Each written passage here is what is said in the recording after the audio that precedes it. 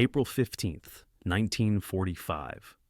5 American soldiers received direct orders to retreat from a German city, but when they discovered hundreds of dying prisoners and learned that SS troops planned to massacre thousands of civilians by sunset, Staff Sergeant Mike O'Brien made a decision that could have gotten his entire squad court-martialed. Instead of following orders, they chose to advance alone into enemy territory, facing overwhelming odds with nothing but their conscience to guide them. But what happens when good soldiers have to choose between military discipline and saving innocent lives? And how did 5 men with outdated weapons manage to outsmart an entire SS demolition unit?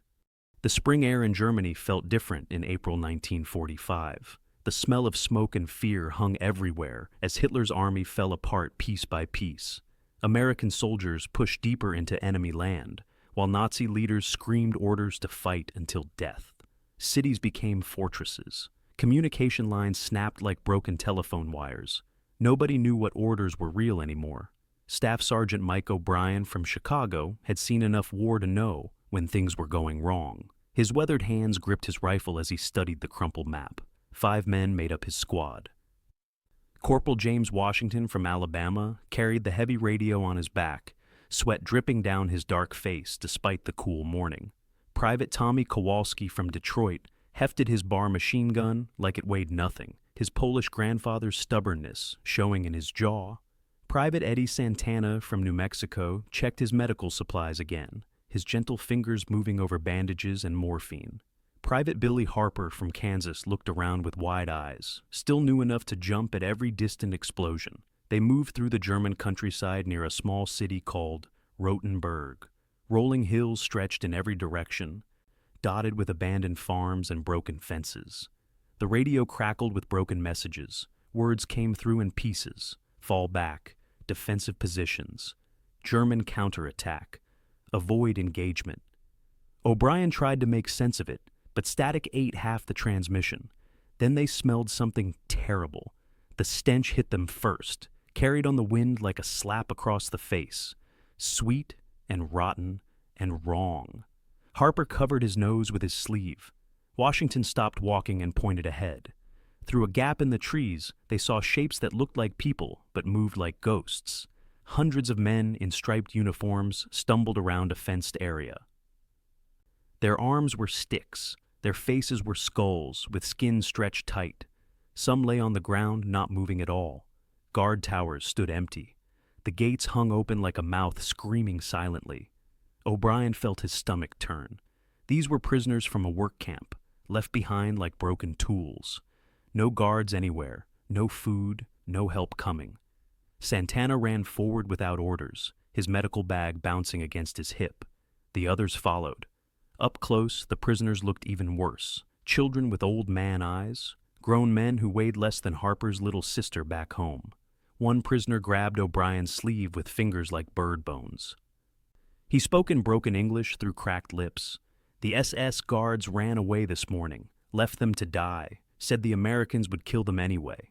O'Brien looked at his men, then back at the hundreds of dying people. The radio crackled again with the same message. Fall back. Avoid engagement. But how could they retreat from this? The radio stayed quiet for 10 long minutes. O'Brien tried calling headquarters 3 times, but only static answered back. Washington shook his head and tapped the radio with his knuckle. Nothing worked anymore. Then they heard the sound that changed everything. Truck engines roared in the distance, coming from the city below. Not American trucks, German ones. O'Brien pulled out his field glasses and looked down the hill toward Rotenburg. Black smoke poured from several buildings. People ran through the streets carrying suitcases and bundles. Even from 2 miles away, he could see the panic. A German man came running up the hill toward them. He wore a white coat with bloodstains and carried a black bag. His gray hair stuck to his sweaty forehead. He stopped 50 feet away and raised his hands high above his head. Santana spoke to him in broken German. The man answered fast, his words tumbling over each other. His name was Dr. Muller. He had been caring for sick prisoners when the SS guards fled. Now the SS demolition teams were in the city. They planned to blow up all the bridges at sunset. The river would flood the whole valley. Everyone would drown. Harper looked confused. Why would they flood their own city? Dr. Muller's English came out in pieces. Hitler's orders. Leave nothing for the Americans. Better to kill everyone than let them be free. O'Brien checked his watch. 3 o'clock. Sunset came at 7:30 this time of year. 4.5 hours to stop a massacre. Washington picked up German voices on his radio. He had learned some of their language during the long months of fighting. 20 SS soldiers in the city. Explosive charges already set on 3 bridges. Remote detonators ready. They would trigger everything and escape in trucks before the Americans arrived. Kowalski spat into the dirt. His bar held 20 rounds, but 20 rounds against 20 trained killers meant nothing. They had no heavy weapons, no support, no backup coming. Just 5 tired soldiers against an entire demolition squad. Dr. Muller grabbed O'Brien's arm. His daughter still lived in the city. His neighbors, his patients, hundreds of children hiding in basements. The SS would not let anyone escape. Orders were orders. The radio crackled one more time. The same message. Fall back to defensive positions. German counterattack imminent. Avoid unnecessary engagement. But O'Brien looked at the dying prisoners behind him and the doomed city below him. He thought about his little sister back in Chicago, safe in her warm bed. He thought about what his father would say if he walked away from people who needed help. The sun moved lower in the sky.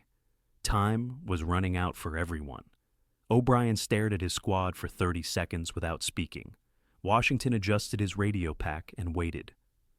Kowalski checked his ammunition count for the 3rd time. Santana bandaged a prisoner's infected wound with gentle hands. Harper cleaned his rifle barrel with shaking fingers. The silence broke when O'Brien made his choice. "We are Americans," he said quietly. "We do not walk away when people need saving. Orders or no orders, we cannot let thousands die when we have the power to stop it." His voice grew stronger with each word. "We came here to fight evil. Sometimes that means choosing what is right over what we are told." Santana would stay with the prisoners and tend their wounds. The other 4 would move on the city.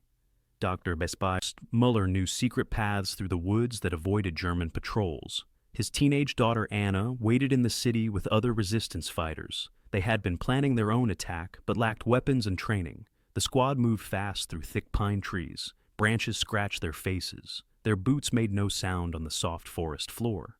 Dr. Muller led them to a bombed church on the edge of town. Anna waited inside with 3 other young Germans who looked scared but determined. The main bridge sat 400 yards away, across open ground. SS soldiers had set up machine gun positions on both ends. Black wires ran from the bridge supports to a command post in the town hall. One man with a radio could blow everything with the push of a button. Washington studied the German radio chatter through his headphones.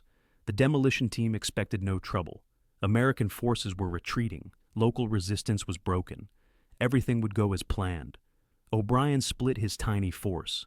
Harper and 2 resistance fighters would create noise at the East Bridge. Washington would call in artillery support by claiming they were under attack. Technically true. Kowalski and Anna would take the machine gun nest. O'Brien would find the detonation command post. At exactly 6 o'clock, Harper started shooting at empty windows. His rifle cracked like thunder in the quiet evening. The SS soldiers turned toward the sound, confused and angry. Washington spoke calmly into his radio, requesting immediate fire support. Enemy forces attacking in strength. Need artillery now. Kowalski's bar opened up with its steady hammering rhythm. 20 rounds in 4 seconds. The machine gun nest disappeared in a cloud of dust and screaming metal. Anna threw grenades through windows, while German voices shouted in panic. O'Brien kicked down the town hall door and found 3 SS officers bent over radio equipment. They looked up with surprise and reached for their weapons. Too slow. His rifle spoke 3 times. The radio exploded in sparks and smoke. Outside, American artillery shells whistled overhead and crashed into empty fields. The sound was beautiful. The sun rose orange and peaceful over Rotenburg the next morning. O'Brien sat on the church steps watching German civilians emerge from their basements like flowers opening after a long winter. Children who had hidden in darkness now played in the streets. Women hung laundry on lines that yesterday held fear. American tanks rolled into the city at 8 o'clock sharp. Colonel Patterson climbed out of his jeep with anger written across his red face. He had driven all night after hearing the artillery reports. His voice cracked like a whip as he demanded to know why Sergeant O'Brien had disobeyed direct orders to retreat. O'Brien stood at attention and said nothing while the colonel yelled. Behind them, Santana helped wounded prisoners into ambulances. Washington shared his rations with hungry German children. Kowalski showed Harper how to change a tire on a liberated SS truck. Anna bandaged her father's cut hands with American medical supplies. Then General Morrison arrived in his staff car. The general walked slowly through the camp, where hundreds of prisoners now had food, medicine, and hope. He counted the saved bridges that still carried supplies and refugees to safety. He read Dr. Muller's written report about the planned massacre. He studied the captured explosives and detonation equipment. The general pulled Colonel Patterson aside for a quiet conversation. O'Brien heard only pieces. Reconnaissance in force, tactical necessity, strategic value, commendable initiative. No court-martial came. Officially, the squad had been conducting advanced reconnaissance when they encountered enemy forces. Their quick thinking and brave actions saved military assets and civilian lives. The paperwork would reflect their heroism, not their disobedience. Dr. Muller pressed a small leather notebook into O'Brien's hands. It belonged to his son Klaus, who died fighting the Nazis 2 years earlier. The pages held poems about freedom and drawings of better days. "Take this to America," the old doctor whispered. "Let your people know that some Germans never stopped fighting for what was right." Years later, O'Brien became a schoolteacher in Chicago. He kept Klaus Miller's notebook on his desk and told his students about the day 5 soldiers chose conscience over orders. "Some rules are bigger than other rules," he would say.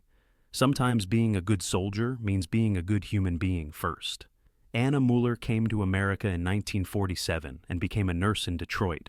She married a factory worker and had 3 children. Her oldest son was named Michael, after the sergeant who saved her city. The people of Rotenburg built a small stone marker where the church used to stand. The words were simple, but true, to the American soldiers who advanced when ordered to retreat. They understood that some things matter more than following orders. Sometimes 5 people can change the world for everyone.